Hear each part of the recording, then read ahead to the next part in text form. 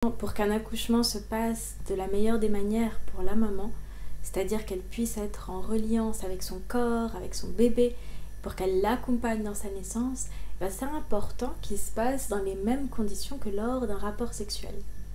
C'est-à-dire, premièrement, un besoin d'intimité et de sécurité.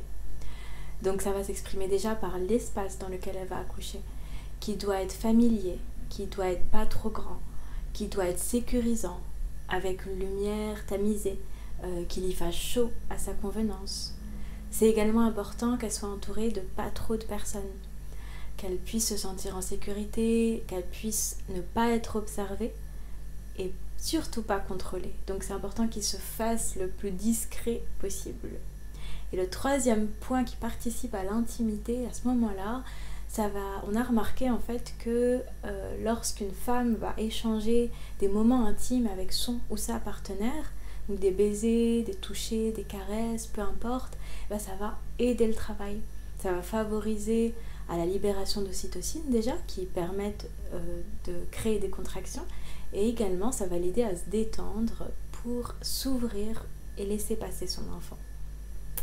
L'autre point important toujours dans cette optique de cette vision, cette perspective du rapport sexuel, c'est que la femme puisse complètement se déconnecter de son néocortex, qu'elle puisse complètement plonger dans son cerveau primitif, animal.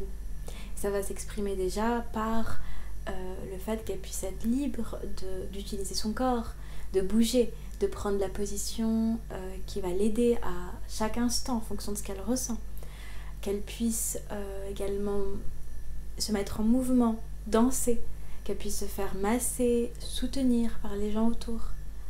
Ça va être également important qu'elle puisse utiliser sa voix, donc crier, grogner à sa convenance quand elle en a envie, insulter si elle a besoin, vibrer à l'intérieur. Tout ça, ça va vraiment grandement l'aider, qu'elle ne se sente pas censurée là-dessus.